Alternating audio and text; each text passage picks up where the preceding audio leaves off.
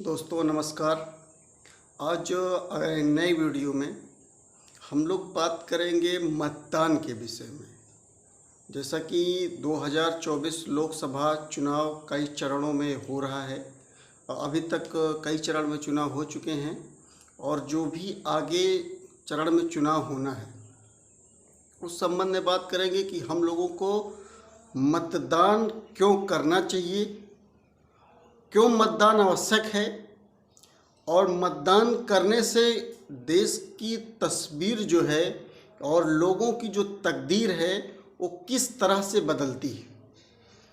जैसे हम लोगों को सबसे पहले तो मतदान अवश्य करना चाहिए। जितने भी लोग अपने देश के 18 वर्ष से ऊपर हैं उनको मतदान हर हाल में, चाहे जिस भी अवस्था में हों, अगर आप डिसेबल्ड हैं या आप किसी बीमारी से जूझ रहे हैं या आप कोई भी परेशानी अगर आपको है, परंतु सबसे पहले जिस दिन आपके लोकसभा क्षेत्र में आपके बूथ पर चुनाव हो रहा हो, आपकी प्राथमिकता जो बनती है कि आप जा कर के मतदान अवश्य करें।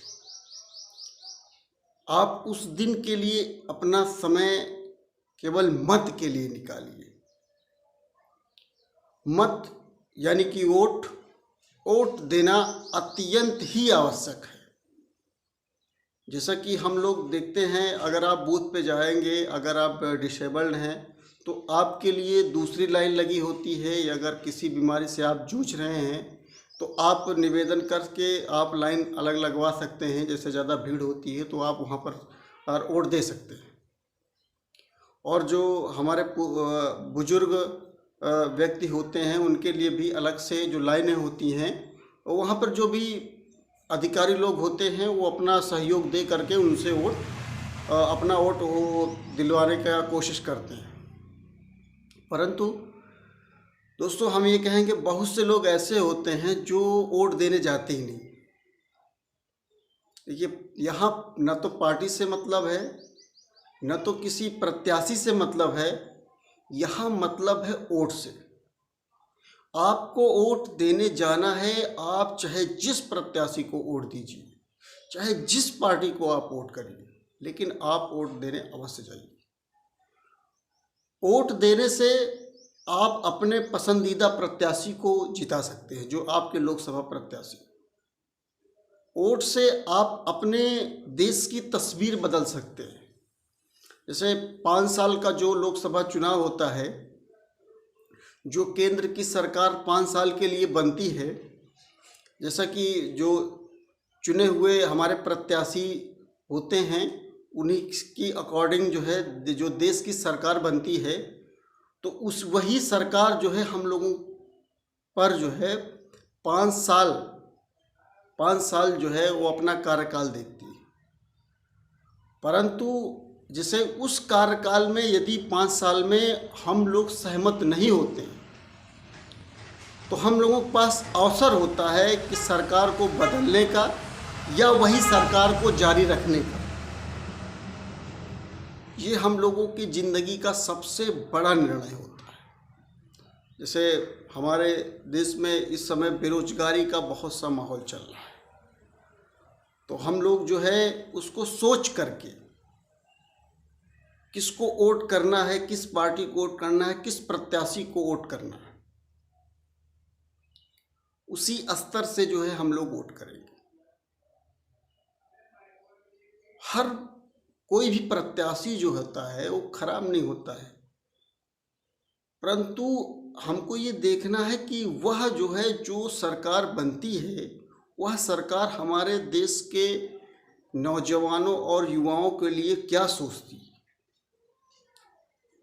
हमारे बुजुर्ग व्यक्तियों के लिए क्या सोचती है। जैसे कहा गया है कि जैसे बिना खाना खाए पेट भरेगा नहीं, यानी जब तक हम कमाएंगे नहीं, हमारे घर का चूल्हा कोई पार्टी और कोई नेता जलाने वाला नहीं आएगा।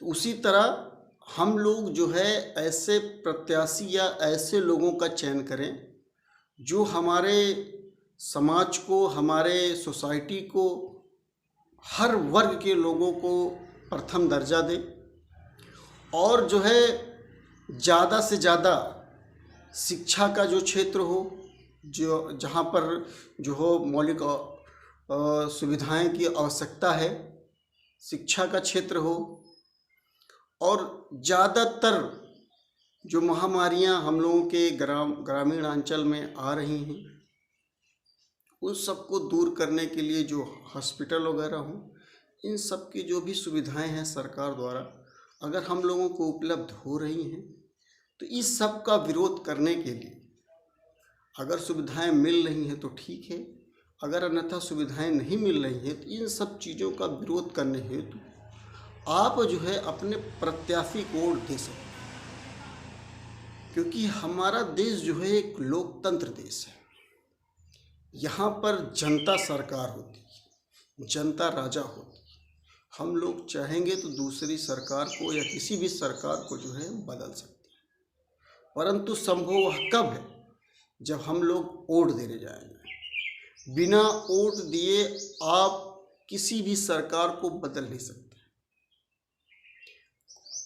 तो मेरा वीडियो बनाने का ये आशय है कि आप ज़्यादा से ज़्यादा अपने परिवार में जितने भी लोग हैं किसी का वोट बचने ना पाए, 100% वोट बूथ पर ले जा कर के डलवाएँ, चाहे जिस भी प्रत्याशी पार्टी का हो। इससे वोट देने से संबंध प्रत्याशी या पार्टी से नहीं है।